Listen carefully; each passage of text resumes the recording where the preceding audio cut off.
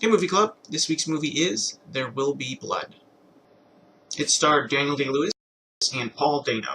It follows the life of this dude. He starts off as just a miner and ends up becoming a big-time oil man, as he likes to call himself.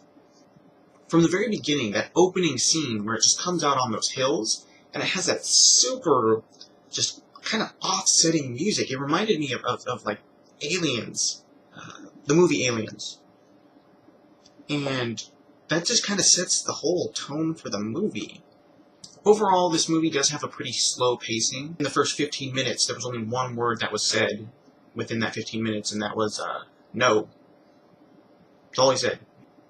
So Daniel's character, the dude's kind of an ass. His character throughout the movie was just on this kind of a path of self-destruction. I mean, he was becoming more successful. You know, every time you turn around, he was opening up more drills, he was meeting with big businesses and working out all these deals. But he was also kind of a drunkard throughout, especially at the end. Right before that big confrontation, he's sitting like down a hallway, just shooting at a pile of his stuff. One of the scenes, he wakes up on the floor of his bowling lanes, because he's got this massive house with bowling lanes. The other character, Eli, this was played by Paul Dano. He actually played Eli and Paul Sunday, who were twins. Most of the movie, I wasn't even sure if Paul was real. I was thinking that Eli went to Daniel and pretended to be Paul. You know, he wanted Daniel to come there to make his church huge so that he can start this massive cult or something. I don't know. Eli was weird. Eli and Paul both. They were weird. They had this weird demeanor about them. The way they spoke. It wasn't until the very end when Eli comes back to visit Daniel.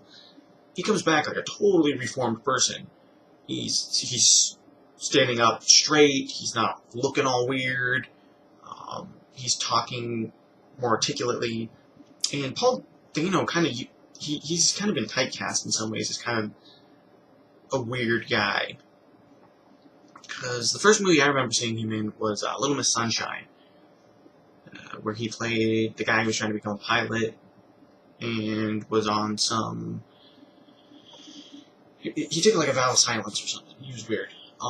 Then the next movie I remember seeing him in was Girl Next Door. He played the socially awkward, kind of nerdy guy who at the end wears the fencing helmet. He was also in Looper. And he's going to be in the upcoming Prisoners. I think it's Prisoners.